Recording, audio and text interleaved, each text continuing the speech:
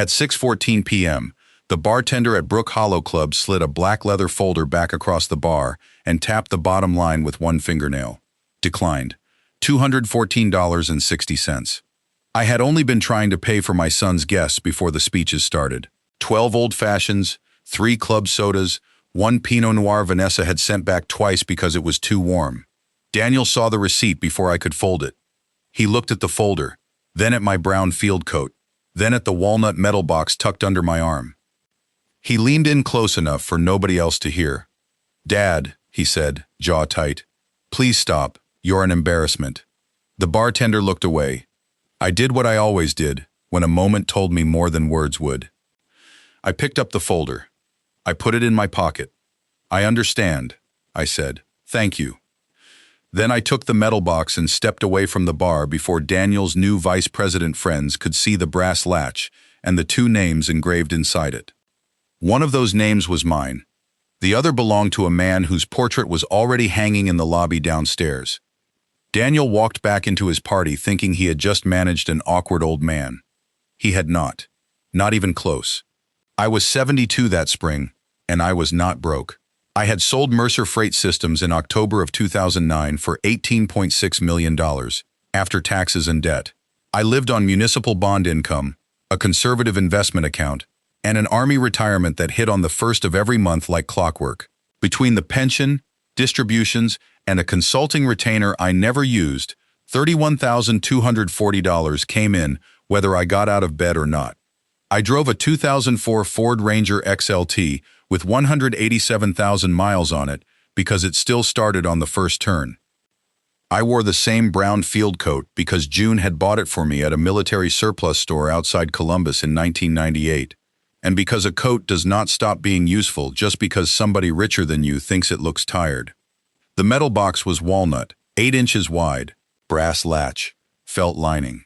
June had ordered it from a shop in Savannah when I retired after 38 years in uniform. Inside it sat my Bronze Star with Valor device, my Legion of Merit, my Purple Heart, and a few ribbons that mattered less to me than the names of the men who had stood next to me when I got them.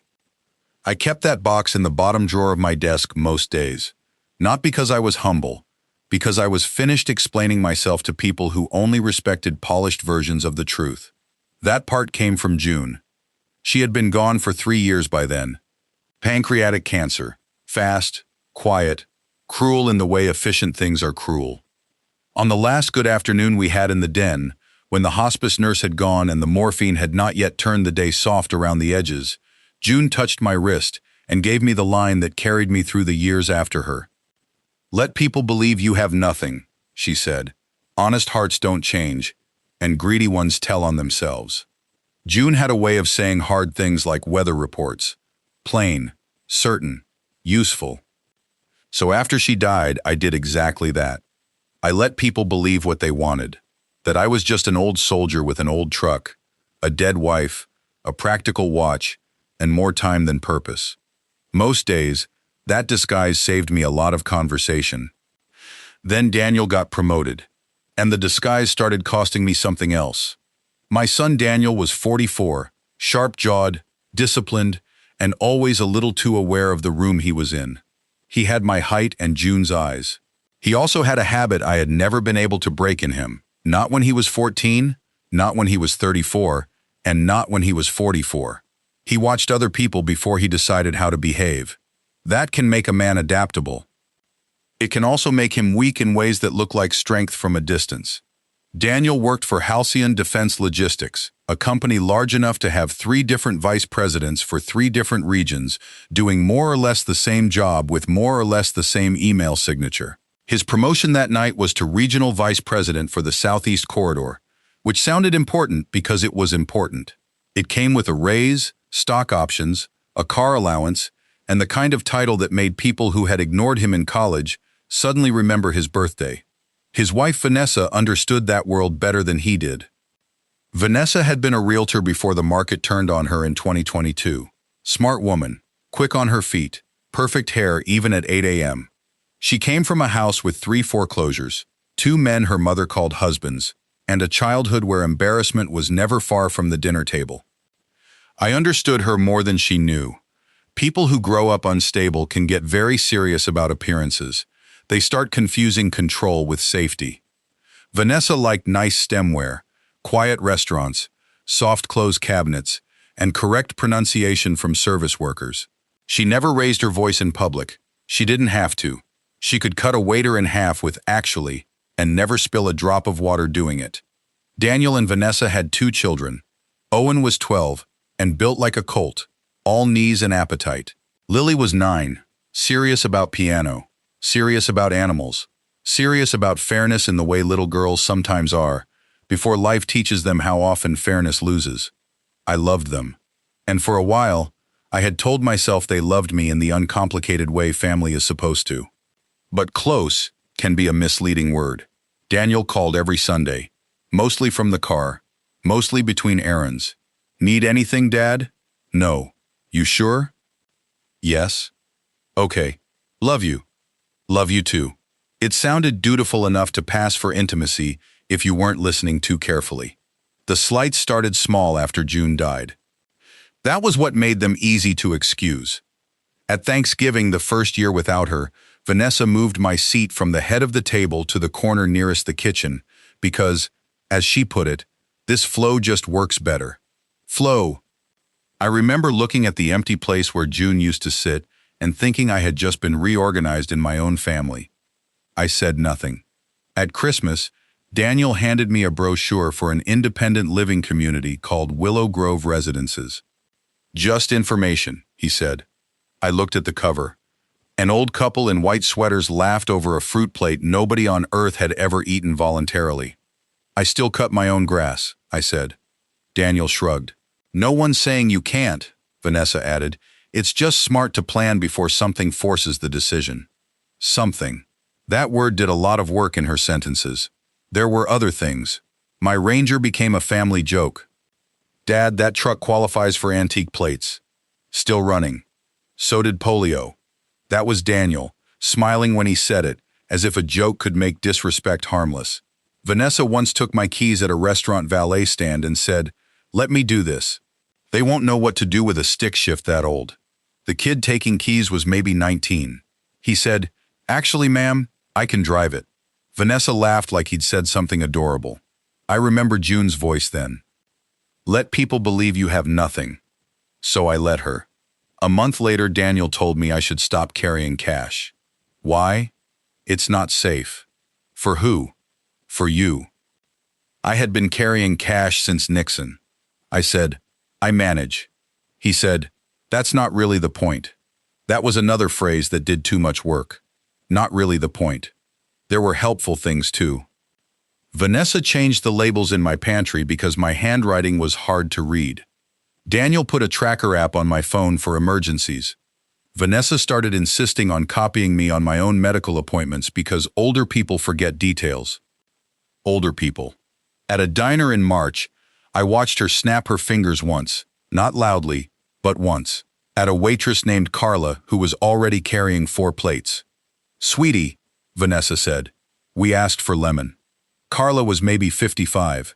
She had tired eyes and a wedding ring that had worn the gold thin. She smiled anyway. I handed Carla a 20 when Vanessa wasn't looking. Afterward, I said to Daniel in the parking lot, "Don't let your children learn that tone." He sighed. "She's under stress, Dad." That's not stress. It was one comment. It was about character. He looked at his watch. That was what he did when he wanted a conversation to end without admitting it mattered. "You always make things bigger than they are," he said. Maybe I did. Maybe that is what a man says when he has spent years learning that little things are how bigger things announce themselves. Then there was the credit card talk. Daniel brought it up over meatloaf in my kitchen one Tuesday night, as if it had just occurred to him by accident. "Are you still carrying 3 cards?" "Yes." "You don't need 3 cards." "I have 3 cards." Vanessa smiled across the table. "Sometimes simplicity is kindness." I looked at her. "Kindness for who?" "For everybody," she said. June used to say the most dangerous disrespect comes dressed as help. She had not lived long enough to see how accurate that would become. In April, Daniel asked if I had updated my will. "Yes." When? After your mother died. With who? My attorney. Which attorney? I chewed my peas. He waited. Mine, I said. He laughed once through his nose. Dad, I'm not interrogating you. It had felt exactly like that. Owen saved that dinner by asking if raccoons could get diabetes. Lily wanted to know if my army boots were steel-toed. Vanessa changed the subject to summer camps. Daniel stared at the table as if he had been misunderstood. That was how it worked. Each slight alone was undeniable. Each one was small enough to seem petty if I named it. A seat moved. A key taken. A brochure offered. A joke made. A limit suggested. A tone of apology. And all through it, I heard June. Let people believe you have nothing. Honest hearts don't change, and greedy ones tell on themselves. So I watched. I listened. I answered carefully. And on the night of Daniel's promotion party, I put on my brown field coat, took the walnut metal box from my desk, and drove my old Ranger to Brook Hollow Club because I had planned to give my son something he had never once asked about: his father, what he had done, what it had cost, and who had been there to pin those medals on his chest when the dust settled. Instead, I got a declined receipt and a whisper at the bar. You're an embarrassment. Just those 4 words. Quietly said, cleanly placed, like a napkin over a stain. I left the party before dessert. Not dramatically. I did not slam a door. I did not make a scene. I did not even take the metal box into the banquet room. I left it on the passenger seat and drove home with the windows cracked because the inside of the truck smelled faintly like rain and old canvas, and that smell had calmed me for 20 years. At 9:42 p.m., Daniel texted, "Sorry about earlier. High pressure night. Hope you made it home okay." I read it twice. Then I turned the phone face down and went to bed. The next morning at 10:15, while I was pouring Maxwell House into a stained white mug June had once threatened to throw away, my cell phone rang. The number was from Commonwealth First Bank. I almost let it go to voicemail. Instead, I answered. Walter Mercer. Mr. Mercer, this is Elena Ruiz. I'm the Senior Vice President at Commonwealth First, Downtown Branch. Do you have a moment? I do. I'm calling because your card was declined last night, and after reviewing the account, I think you should come in. Why? A pause. Because the decline was not due to insufficient funds. That got my attention. I sat down at the kitchen table. What was it due to? Your daily point of sale limit was reduced to $300 11 days ago. I looked at the mug. Reduced by who? That's what I'd rather discuss in person. At my age, I said, when a banker says that, a man starts planning for bad news. Her voice softened, but not in a patronizing way.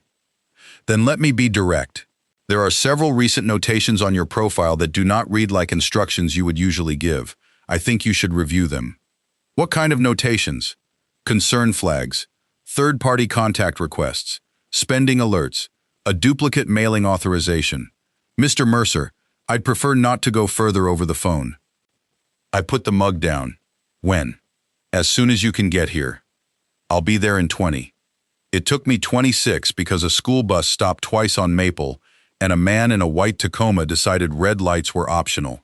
I parked around the corner because the garage charged $12 for the first hour, and I have never liked paying for laziness. Elena Ruiz met me in a glass office on the second floor. She was maybe 50, navy suit, silver bracelet, no wasted movement. The kind of person who never confused calm with softness. She slid a printed activity summary across the desk. 3 items were highlighted in yellow. On May 3rd, my daily card limit had been lowered from $5,000 to $300. On May 7th, a trusted family contact had been added to my profile. On May 9th, my statement copy address had been updated to include a second destination, Daniel's office suite. I looked up. Elena. Yes. Who authorized this? She folded her hands. The request came through by phone first, then a follow-up email, then an in-person conversation. From who? She held my eyes for half a second longer than politeness required. Your daughter-in-law. The room got very still. On what basis? She expressed concern about possible cognitive decline after bereavement. She said you had become impulsive with spending and vulnerable to predatory solicitations. I almost laughed, not because it was funny, because sometimes the nerve of a thing is so clean it leaves you no other first response. Impulsive, I repeated. Elena nodded once. There was no transfer authority granted. We declined that, but the limit reduction and alert structure were entered pending formal review because the conversation was escalated as a senior protection issue. Did Daniel know? I can't answer what I don't know. That was fair. She turned another page toward me. My throat tightened. There was a scanned intake note from a staff member. Vanessa had mentioned recent forgetfulness, possible vulnerability, and family discussions about transition planning. Transition planning? I said, I have never missed a mortgage payment, bounced a check, or forgotten my own social security number. I know, Elena said. That's why I called. Why now? Because last night was the first time the reduced limit actually caused a public decline. Also because 2 other documents were uploaded this week. She handed me copies. One was a draft durable power of attorney. The other was a preliminary property information sheet for my house on Ashford Lane. Bedrooms, bathrooms, square footage, estimated list range. No signature yet. Just preparation. A thread, pulling at other threads. I looked at Elena for a long moment. When did this stop looking like concern to you? She answered without hesitation. When someone starts organizing another adult's life before they've earned the right. That was when I understood the party had not been one bad sentence from a stressed son. It had been a leak from something larger. Something already underway. And for the first time since June died, I felt not sad, not even angry. I felt awake. I did not call Daniel from the bank. I did not call Vanessa either. I went home, took the walnut metal box from the truck, set it on my desk, and made 3 phone calls. The first was to Thomas Avery. Tom had been a JAG captain when I was still in uniform, and later an estate attorney smart enough to bill by the 10th of an hour without making you resent him for it. He had a dry voice, a disciplined haircut, and a habit of saying continue when he wanted you to keep talking. He answered on the second ring. Tom Avery. It's Walter. Continue. I told him everything. Not the feeling of it. The facts. He did not interrupt. When I finished, he said, come by at 2. Bring every estate document you signed in the last 5 years. And your phone. That's all? No. Bring patience. The second call was to Margaret Sloan, my next-door neighbor for 11 years and a retired probate judge for 14 before that. Margaret wore gardening gloves like a woman preparing for surgery. When I told her I needed an opinion, she said, on tomatoes or family? Family. Then I'll make coffee. The third call was to Elena again. Can you print everything they touched? Yes. Every note? Yes. Every login? I'll prepare what I can release. By 1:45, I was in Tom's office over Miller's Hardware, sitting under a framed flag and across from a legal pad with my name written at the top in blue block letters. Tom put out his hand. Phone. I gave it to him. He scrolled. He read my messages. He read my email. He opened photos. He looked at me over his glasses. You reuse passwords? No. Good. He tapped the desk. Any electronic signature requests lately? Yes. Signed? No. What were they? Medical portal forms. School donation pledge. Something Vanessa said was for emergency contact consolidation.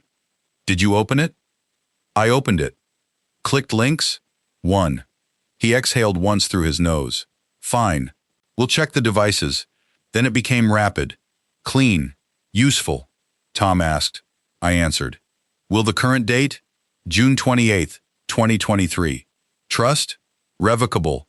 June Mercer Family Trust. Trustee? Me.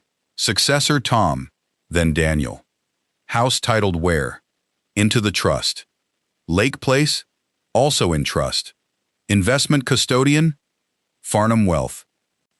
Any TOD accounts? 2. Beneficiaries? Daniel 50, grandchildren 25 each. Charitable set-aside. $100,000 for veterans housing. Tom wrote fast. Then he stopped. Walter. Yes. Have you told Daniel the numbers? No. He knows you're comfortable? Yes. Does he know how comfortable? No. Tom leaned back. That helped them. Explain. People rationalize control more easily when they can tell themselves they're only managing leftovers. I sat with that. He continued. If Daniel thinks you're a modest widower with a house and a couple of accounts, then moving pieces around feels administrative. If he knows you still control 8 figures, it feels like what it is. An attempted grab. Maybe. Or attempted pre-grab. People test fences before they jump them. He slid my phone back across the desk. Now the important part. I waited. He tapped the legal pad with one finger. Do not confront them yet. Why not? Because if this is incompetence dressed as love, confrontation makes them defensive. If it's an entitlement dressed as concern, confrontation makes them careful. So what do I do? He gave me the line that changed the whole shape of the next month. Let them believe they've already won, he said. People get careless once they think they've succeeded. I thought of June. I thought of Daniel's whisper at the bar. I nodded once. Fine. Tom opened a drawer and took out a yellow folder. Here's the play. He began listing steps. Audit accounts. Freeze profile changes. Revoke any informal access. Pull credit reports. Check county recorder filings. Review title activity. Search assisted living deposits. Scan email metadata. Document every conversation from here forward. Short notes. Dates. Times. No speeches. Can you do that? He asked. Yes. Will you do that? Yes. Good. At 4 o'clock I was in Margaret Sloane's sunroom with coffee in a mug that said, I dissent in black letters. I handed her the property sheet from Ashford Lane. She read it. Then she read it again. Anybody come photograph your house? No. Then where'd they get current interior notes? I blinked. Are there interior notes? She turned the page. Updated kitchen surfaces, rear deckware, primary bath grab bars recommended. I took the page back. There it was, typed cleanly, clinical and sales ready all at once. My kitchen, my deck, my bathroom. I thought back 3 weeks. Vanessa had come over with Lily to drop off soup. She had wandered through the house while Lily played with the dog next door. She had said, you really should think about grab bars before you need them. At the time it had sounded like nagging. Now it sounded like reconnaissance. Margaret sipped her coffee. Walter, yes. Intent matters less than pattern. People can love you and still decide your life would be more convenient if they ran it. Is that a legal opinion or a gardening one? Both. The next 10 days were not dramatic. That was the strangest part. I had expected spies, maybe lies, maybe adrenaline. Mostly it was paper. Paper tells on people faster than their faces do. Elena gave me login notes showing 3 failed attempts to expand Daniel's trusted contact status into transaction oversight. Denied. Then I retired. Denied again. Farnham Wealth confirmed someone had called asking whether my monthly charitable transfers could be paused pending family review. Who asked? I said. The man on the phone cleared his throat. A woman identifying herself as your daughter-in-law. Did you pause them? No, sir. Good. County records showed no deed filed. Yet. But Tom found a prepared quitclaim package in the email trail from a title company Vanessa used back when she sold houses. Unsigned. Waiting. Then there was Willow Grove. Tom's paralegal, a quiet woman named Sienna, who looked like she could peel paint with one look, found a reservation packet started in my name for a 2-bedroom assisted living cottage. Security deposit line blank. Emergency contact, Daniel Mercer. Move-in preference, early September. My hand stayed flat on Tom's conference table while I read it. Sienna pointed at one line. See this? I leaned in. Furniture disposition consultation requested, meaning they had already begun discussing my things. My house, my schedule, my furniture, my absence. Did they pay anything? I asked. Not yet, she said. Can they without me? Tom answered. Not legally, but legality and confidence often travel separately for a while. We also found the smaller humiliations had structure to them. The card limit reduction was not random. Vanessa had positioned it as protection before the promotion party, so I would be less likely to spend impulsively, or, as she had written in one email, create discomfort in front of Daniel's executive group. Create discomfort. That phrase sat in my chest like a pebble in a boot. Daniel's executive group. My son had either known or chosen not to know that his wife was preparing contingencies for my public management. Both possibilities were ugly. At one point, Tom asked, "Do you want the hardest part or the easiest?" Hardest. He may tell himself he's helping. I looked at him. That does not help me. No, but it may help you understand the apology if one ever comes. Around day 6, I called Daniel back on one of his Sunday car check-ins. "Need anything, Dad?" "Yes." A pause. "What?" "Come by Tuesday. I want to talk about the house." He brightened so fast I could hear it. "Sure. About maintenance?" "About next steps." "All right," he said. "Vanessa and I can come." "You should." I hung up and wrote the time down. Tuesday, 7:12 p.m. Daniel and Vanessa sat at my kitchen table with a lemon loaf Vanessa had bought from a bakery because she never trusted anyone else's dessert. Daniel looked almost relieved. Vanessa looked careful. I played my part. "I've been thinking," I said. "You were probably right. This house is too much." Daniel nodded slowly. "It can be." Vanessa leaned forward just enough to seem warm. "No one wants to rush you." That was a lie, but it was a polished one. I kept my face blank. "I don't want to be a burden." Daniel jumped in too fast. "You're not a burden." I let that sit between us. Then I said, "Still, maybe some simplification makes sense." Vanessa put a hand to her chest, small and sympathetic. "We can help with all of that." I knew she meant it. That was the problem. Help has become a tool. The next few minutes told me more than any document. "We could consolidate your accounts," Daniel said. "Maybe move the house at the right time," Vanessa added. "Reduce complexity," Daniel said. "Protect you from scams," Vanessa said. "Set up one main point of contact," Daniel said. There it was. I asked questions softly. "Whose contact?" "Mine," Daniel said, then corrected himself. "Or ours." "What would happen to my furniture?" Vanessa answered first. "We'd stage what's needed." "Stage?" I nodded. "What about June's things?" "We'd preserve what matters," she said. Preserve what matters. Those words were so neat I almost admired them. I asked, "And if I said no?" Silence. Just for a second. Daniel spoke. "We'd respect that." Vanessa smiled. "Of course." Then Lily, who had been coloring at the far end of the table, looked up without any warning at all. "Mom said my piano could go in Grandma June's sewing room when you move." The room stopped. Vanessa turned toward her too fast. "Lily." "What? You said that." Daniel looked at the table. Lily, sensing she had stepped into adult weather, went back to her coloring book. I said nothing for 3 full seconds. Then I smiled the way old men smile when younger people think they've managed a delicate moment. "I understand," I said. "Thank you." That night, after they left, I wrote down every word I could remember. Then I opened the bottom drawer of my desk. I took out June's box.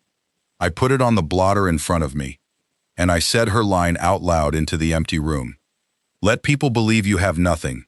Honest hearts don't change, and greedy ones tell on themselves." By the second week, the picture was complete enough to be plain. Daniel and Vanessa had convinced themselves they were not taking from me. They were streamlining. They were preparing. They were preventing problems. And because they thought I was lonely, grieving, and half a step slower than I used to be, they had started preparing the machinery before getting formal consent.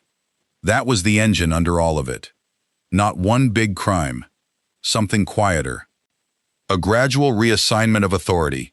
From me to them, with concern as the wrapping paper. Tom called on day 11. "We're ready." For what? To let them finish telling us who they are. So I played along. I did it well enough that even I disliked myself a little. I toured Willow Grove with Daniel on a Thursday at 11 a.m. A cheerful woman named Brenda showed us a model unit with fake lemons in a bowl and a grandfather clock that had probably never kept real time in its life. Daniel kept using the word easy. This could be easy, Dad. Easy for who? I kept thinking. Out loud, I said, maybe. Brenda pointed at a patio. Residents love morning coffee out here. I asked, do residents ever leave? She blinked. Of course. Good, I said. Daniel laughed too loudly. Back in the car, he looked relieved. Thanks for being open-minded. I stared through the windshield at two landscapers loading trimmers into a trailer. Your mother used to say, a person shows you the truth when they stop worrying about being caught. Daniel glanced over. What? Nothing. At home, I told Vanessa I was ready to review papers. That kicked the next phase into motion. Drafts started arriving. Summary memos. Just procedural checklists. Suggested move calendars. A downsizing consultant brochure. And, from Daniel, one email with the subject line, if this feels like the right time. That line almost made me angry enough to ruin the plan. Almost. Instead, I sent back 3 words. Let's discuss Sunday. Tom, meanwhile, did the real work. He amended my trust, removed Daniel as successor trustee, created a managed education trust for Owen and Lily that could not be borrowed against, advanced from, or temporarily reallocated. Set aside $2 million for the June Mercer Scholarship Fund, part veterans' families, part hospitality workers returning to school, because I had not forgotten Vanessa snapping at Carla over lemon slices. He also created a living arrangement directive so no residence transition could happen without 2 independent medical evaluations and 1 legal review from counsel not selected by family beneficiaries. Margaret Sloan called it what it was, a lock on the gate. I said, June would have approved. Margaret answered, then it's the right lock. There was one more piece, the reveal. Not accidental, not emotional, staged. Tom wanted a conference room ambush. I said no. Margaret wanted my dining room. I said maybe. Elena suggested neutral ground with witnesses who mattered to Daniel's world. That was when I thought of the metal box, and the name inside it. Raymond Pike, retired 4-star, later chairman emeritus of Halcyon Defense. 22 years earlier, then Lieutenant General Pike had pinned my Legion of Merit at Fort Liberty and told me, in front of 200 people and a brass band with 3 cracked horns, Mercer, you are the quiet kind. The Army is built on quiet kinds. I had not spoken to him in almost a year. But powerful men remember the people who kept supply lines alive when headlines were somewhere else. He answered my call himself. Walter Mercer. Ray. A beat. Then a laugh. I'll be damned. I told him enough. Not everything. Just enough. He got quiet. Then he said, when? Sunday, 1 o'clock, Brook Hollow private dining room. I'll be there. Do you know my son Daniel? I know his promotion packet. Did not connect the last name. That makes 2 of you. He was silent for a moment. Then he said, Walter, do you want me there as chairman emeritus or as the man who pinned your medals? Yes, I said. He chuckled once. Understood. Sunday became the stage. I invited Daniel and Vanessa to a family planning lunch to review my next steps and sign what I described as house and care documents. Daniel confirmed in under 3 minutes. Vanessa replied with a calendar invite and a cheerful note about bringing a folder organizer. Folder organizer. That woman could weaponize office supplies. On Saturday evening, Owen called from his mother's phone. Grandpa? Yes. Dad said tomorrow is the big paperwork day. Is that so? Yeah, Mom said after that, maybe we can fish at your lake place whenever. There it was again. Children rarely lie well enough to hide adults. They tell the truth by accident. I said maybe. You okay? I'm fine, Owen. Do you still bring the metal box sometime? I looked across the room at the walnut case on my desk. Yes, I said. This time, yes. Brook Hollow's private dining room had green wallpaper, 3 oil paintings of horses, and chairs too expensive to be comfortable. I arrived at 12:32. Tom was already there with 2 folders. Elena came at 12:38. Margaret at 12:41, carrying nothing but a look that said somebody's day was about to become educational. General Raymond Pike arrived at 12:49 in a navy blazer, and no need whatsoever to introduce himself to staff. He saw the walnut metal box on the table and rested one hand on it for a second. Still kept it. Yes. Good. At 1:01, Daniel and Vanessa walked in smiling. Daniel's smile disappeared first. Vanessa's lasted half a second longer. She looked at Tom, then Elena, then Margaret, then Pike. It took her exactly 3 seconds to understand the shape of the room. Daniel stared at the general. "Sir?" Pike gave him a polite nod. "Mr. Mercer." Daniel looked at me. "Dad, what is this?" I stood. No speech, no performance, just the truth. "This," I said, "is the conversation you tried to have without me." Nobody sat for a moment. Then Tom gestured. "Let's begin." We took our seats. The server came in with water, saw the air in the room, left quickly. Tom opened the first folder. "Mr. Mercer asked us here to clarify authority, intent, and next steps regarding recent actions taken concerning his finances, residence, and care planning." Daniel looked from Tom to me. "Dad, if this is some misunderstanding..." Tom raised one finger. "Not yet." Vanessa folded her hands. "I think we should all take a breath." Margaret spoke for the first time. "I think you've had several weeks for that." Silence. Tom slid copies across the table. Banknotes, profile changes, the reduced spending limit, the trusted contact attempts, the statement duplication, the Willow Grove packet, the property prep notes, the unsigned quitclaim draft. Daniel read fast at first, then slower, then not at all. He put the papers down. Vanessa did not touch hers for nearly a full minute. Finally she said, "We never transferred anything." Tom nodded. "Correct." Vanessa took hold of that like a raft. "Then this looks worse than it is." "No," I said. "It looks exactly like it is." Daniel turned to me. "You think I was stealing from you?" "I think you were rehearsing." That hit him. He looked away. Vanessa found her footing sooner. "We were trying to protect you," Elena spoke calmly. "By representing him to the bank as cognitively declining?" Vanessa's jaw tightened. "I said we had concerns." "You said more than that," Elena replied. Tom slid the intake note forward. Vanessa read her own words, then set the paper back down very carefully. Daniel looked at her. "You told the bank that?" She answered without looking up. "I told them you were grieving and making erratic decisions." I said, "What erratic decisions?" She met my eyes then. "The checks." "What checks?"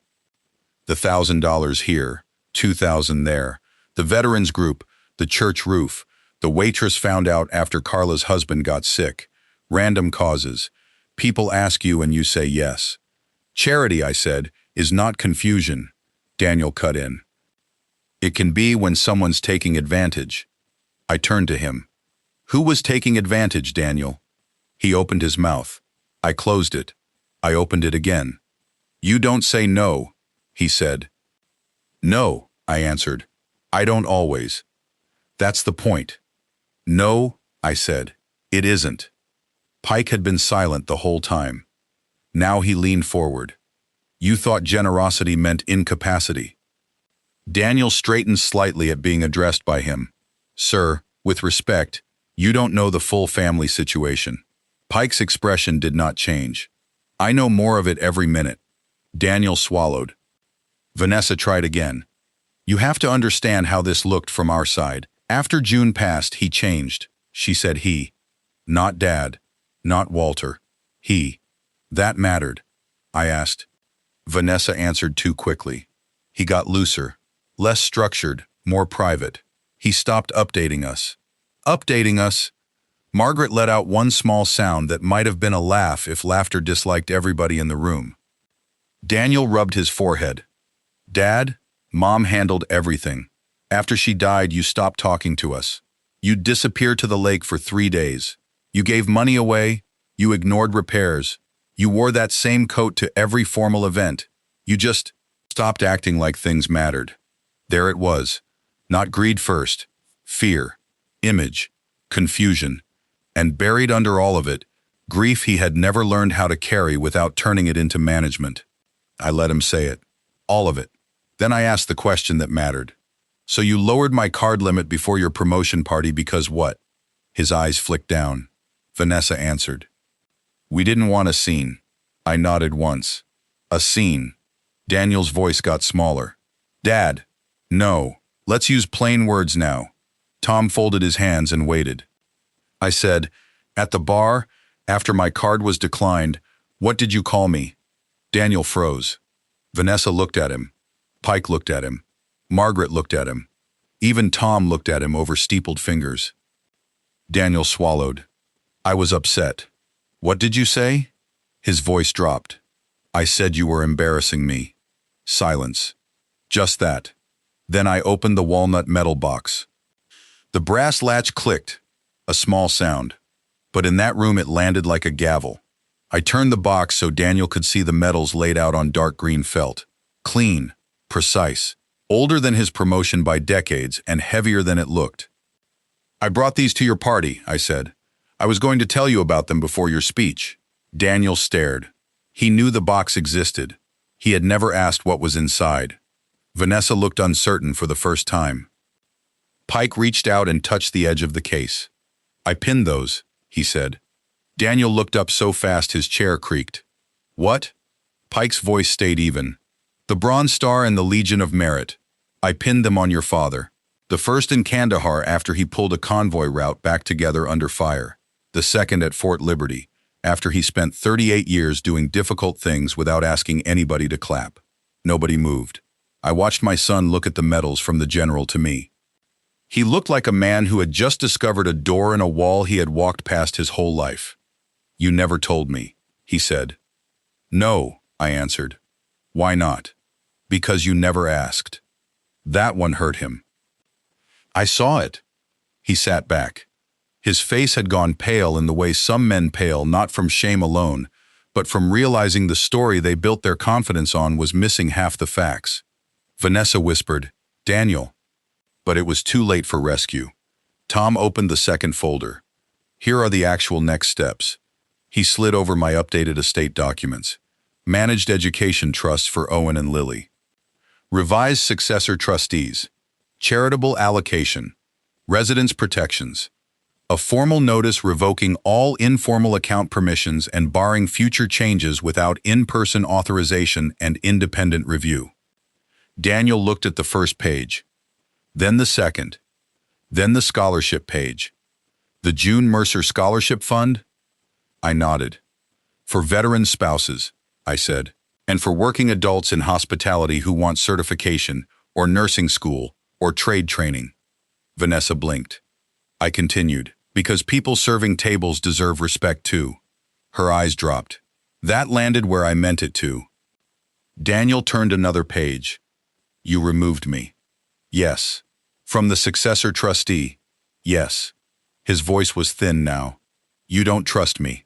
Tom answered before I did. Not with unsupervised discretion, no.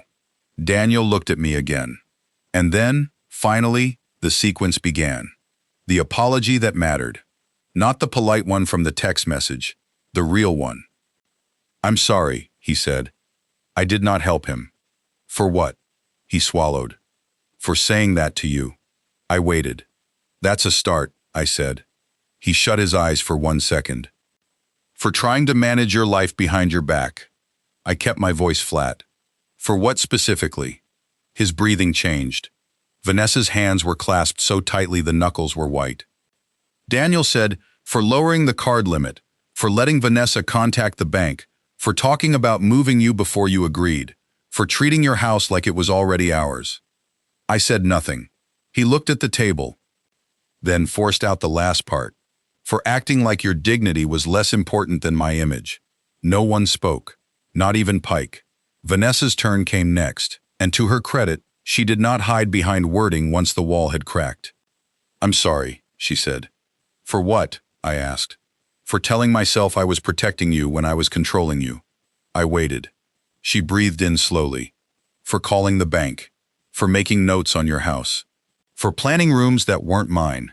For speaking about your life like it was a project. Her eyes shone, but she never cried. That was more honest than crying would have been. Then she said the truest thing yet. I was afraid. I looked at her. Of what? Of mess, she said. Of instability. Of watching money disappear because no one's steering. Of being the family that loses everything in slow motion and pretends not to see it. There it was. Her childhood, sitting at the table with us. Foreclosures. Scrambling. Adults hiding overdue notices in drawers. Daniel nodded once without meaning to. I turned to him. And you? He stared at his hands. After Mom died, he said, you got so unreachable. I kept thinking if I didn't step in, one day there'd be some disaster and I'd find out too late. Then the promotion came, and everything felt like it had to be clean, controlled, presentable. He let out a breath that sounded old. And yes, he said, not looking up, part of me hated that I didn't understand you. I hated that I knew how my bosses took their scotch and what watch they wore, and I didn't know who pinned my father's medals. That was the line. The honest one. Small. Late. Real. I closed the metal box. Click. Then I said the coldest thing I said all year. The point was never for you to know impressive things about me. I looked at both of them. The point was for you to treat me well before you knew them. No one had an answer. Because there wasn't one. I did not cut Daniel off.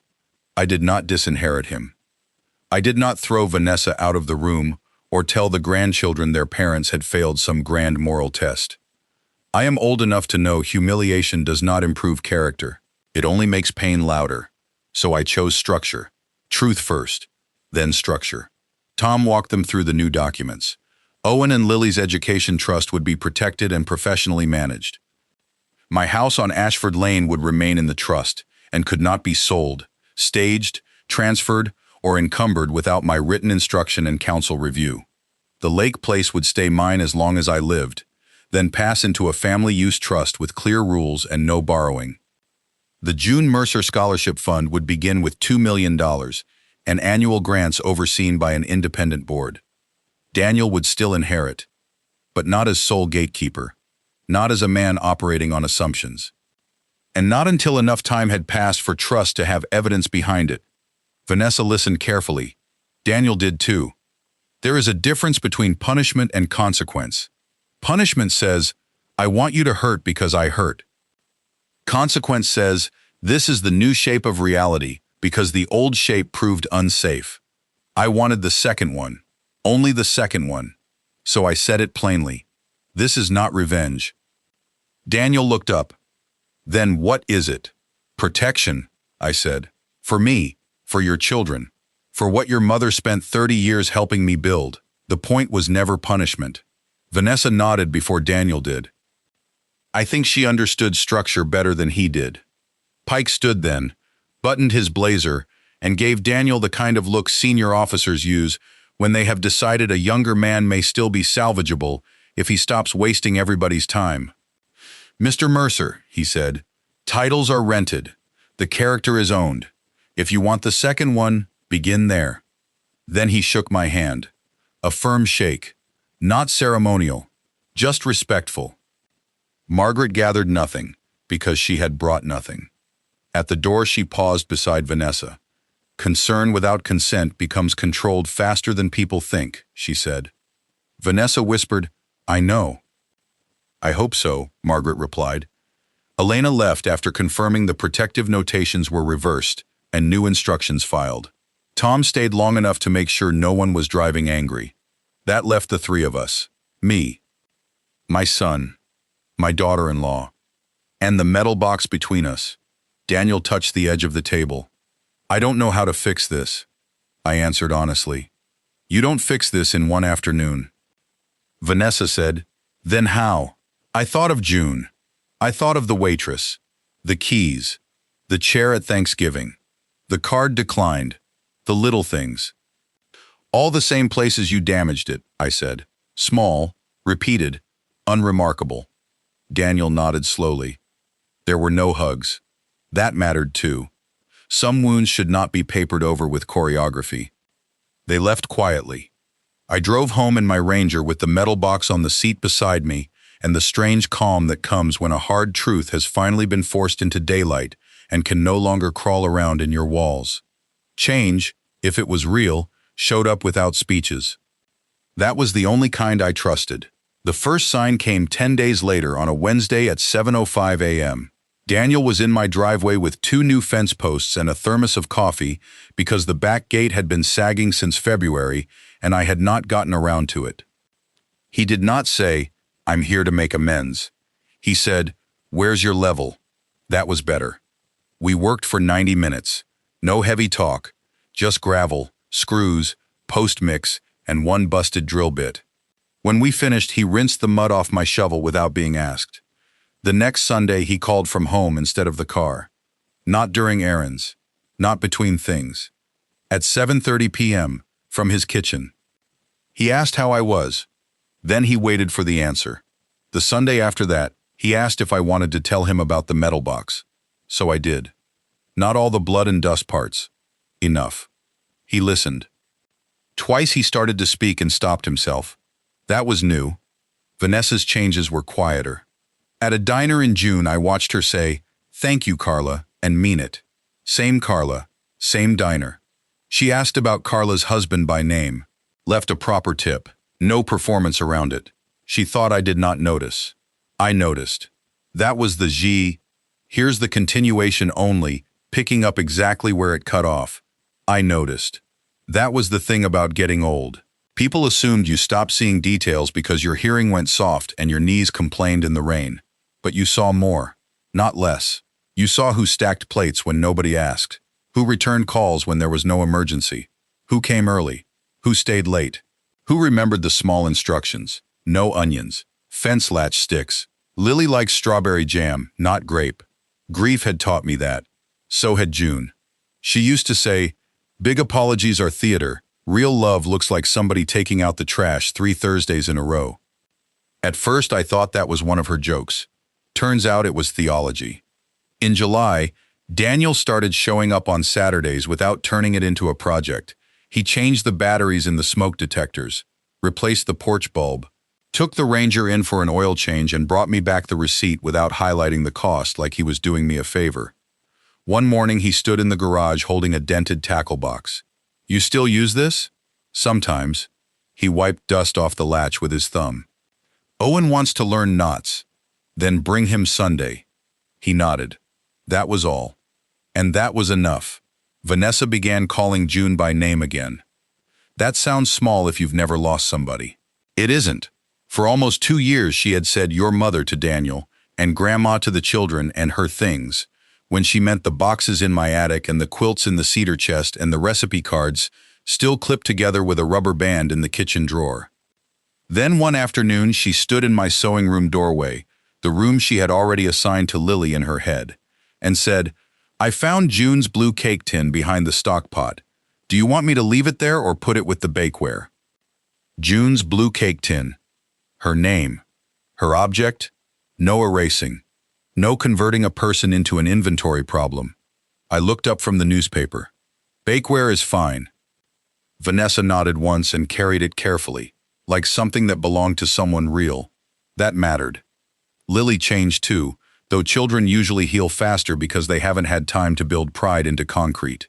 She stopped speaking about when Grandpa moves, because no one around her was saying it anymore. She started asking about my service box, about the ribbons, about the field watch I kept on the dresser. The watch became its own little thread after that. Old Hamilton field watch. Scratched crystal, black face. Winding stem a little stiff in winter. June gave it to me on our 10th anniversary because I had missed our dinner while rerouting trucks in a snowstorm outside Louisville. I came home at 1:20 a.m., smelling like diesel and bad coffee. She handed me the watch in a box wrapped with grocery store tape and said, "Now you can be late with greater precision." I wore it almost every day after. Daniel had seen that watch his whole life. But a month after Brook Hollow, he looked at it the way a man looks at something after discovering he never really noticed it before. We were on my back porch. He was tightening one loose board rail with a socket wrench. He nodded toward my wrist. "Mom gave you that, right?" "Yes." "You've worn it since I was a kid?" "Yes." He tightened the bolt once more. Then he said, "I used to think it meant you didn't care what people thought." I looked at the watch. "That's partly true. What's the other part?" I leaned back in the chair in June, and I used to fight over every autumn because it caught the best evening sun. "It reminded me of the time I was living in," I said. Daniel sat still with the wrench in his hand. He didn't answer right away. Then he said, almost to himself, "I've been living in other people's time for a long while." That was the most honest sentence I had heard from him in years. I didn't praise him for it. Men our age don't need applause for finally telling the truth. They need room to keep doing it. So I only said, "I know." In August, Owen and Lily came to the lake for 3 nights. Daniel came the first day to help with groceries, then tried to leave too quickly, probably thinking he was still under some quiet sentence. I stopped him at the dock. "Are you staying for dinner?" He shifted the cooler in his hands. "If you want," I asked. So he stayed. That night we ate grilled chicken, corn, and Vanessa's potato salad, which she had sent in a glass dish with masking tape on the lid that read "For the Lake" in neat block letters. After dinner, Owen wanted to fish. Lily wanted ghost stories, but only the kind where nobody actually died. Daniel sat on the dock beside me, while the kids argued over worms and fairness. The light was going out over the water. He said, "I keep replaying that night." "Which part?" "All of it." I watched Owen nearly step into the bait bucket. "Regret can become vanity if you stare at it too long," I said. He gave a short, humorless laugh. "That sounds like Mom." "No, that sounds like me." He turned and looked at me. Then he smiled a little. First real smile in weeks. What would Mom say? I didn't need to think. She'd say, "Stop kneeling yesterday." "There's laundry to do today." Daniel laughed then. "A real one." "Yeah," he said. "That sounds exactly like her." We sat with that. Then he asked the question that should have been asked 20 years earlier. What was Kandahar like? So I told him. Not all of it. Enough. The dust that got into your teeth. The convoy maps spread on hoods at 2 a.m. The radio traffic when things went wrong. The awful, ordinary work of keeping people supplied so they could survive the dramatic parts historians liked writing about later. He listened with both elbows on his knees and his eyes on the water. Once he said, "I had no idea." And once I answered, "I know." That was enough too. By September, the weekly calls had become routine. Not heroic, routine.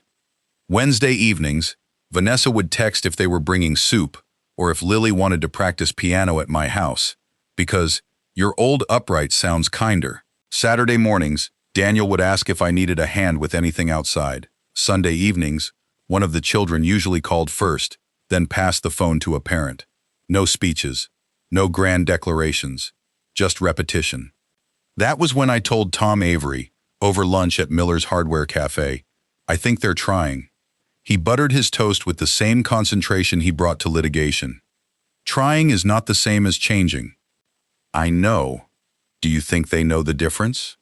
I thought about Daniel rinsing out a paint tray in my driveway, about Vanessa writing June's name on a recipe card copy for Lily's school heritage project, about the two of them sitting through 3 hours of scholarship board orientation they had not asked to join until I invited them. "Yes," I said. "I think they're starting to." Tom nodded. "Good. Then make them keep starting." That fall, we held the first small reception for the June Mercer Scholarship Fund in the Fellowship Hall of St. Andrews, not at a ballroom, not at a country club, and certainly not anywhere with carved ice. Fold-out chairs, coffee urns, sheet cake from Barnes Bakery, 12 scholarship recipients the first year, 3 veteran spouses, 4 restaurant workers going back for nursing prerequisites. 1 hotel housekeeper was studying HVAC bookkeeping because she wanted to start her own service company. 1 line cook headed into addiction counseling. Kids, adults, tired people, hopeful people, the kind June trusted. Daniel came early and helped set tables without being told. Vanessa worked check-in beside Carla from the diner, who was there because her niece had won one of the grants. I watched Vanessa hug her hello like a person, not a service category. Again, no performance. Just better habits. Before the program started, Daniel stood beside me in the hallway near the coat rack. I had on the brown field coat because the fellowship hall always ran cold. My Hamilton watch sat heavy on my wrist. The walnut metal box was in my hand because Lily had asked if she could see the shiny ones afterward. Daniel looked at the box, then at me. I know you said the point wasn't for me to know impressive things about you. That's right. But I'm glad I do now. I nodded. Knowledge is fine. He swallowed. I just wish respect had come first. There it was. No self-protection. No excuse. No if. No but. I looked at him for a long second. Then I put my hand on his shoulder. So do I said. He nodded once, and we went inside. That night, after everyone left and the cake crumbs were swept and the last coffee cup was rinsed, Vanessa brought me the blue cake tin with 3 slices wrapped in wax paper. For tomorrow, she said. Thank you. She hesitated. Then said quietly, I used to think control was how you kept love from turning into loss. I waited. She looked down at the tin. But control just makes love smaller. That might have been the wisest thing she ever said to me. I answered her with one of June's lines, because by then it belonged to all of us. Love needs structure, I said, not ownership. Vanessa nodded. Yes, she said. I'm learning. I believed her. Not completely. Belief grows in installments. But enough. Enough to keep the door open. Character isn't proven in one conversation. It's proven in what you do after no one's watching. That became my private line after Brook Hollow. Not because I needed something polished to say, but because the truth of it sat in front of me every week. Daniel carrying mulch. Vanessa returns the dishes clean. Lily asks about June's sewing scissors before touching them. Owen learned to coil rope properly because Grandpa says loose lines make trouble. Small acts.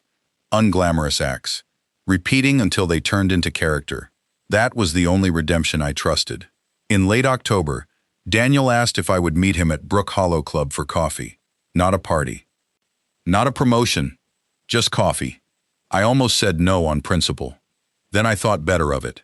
He was already seated when I got there, at the same corner of the bar where the black leather folder had come sliding back to me 4 months earlier. Same brass rail. Same mirrored shelves. Same bartender, too.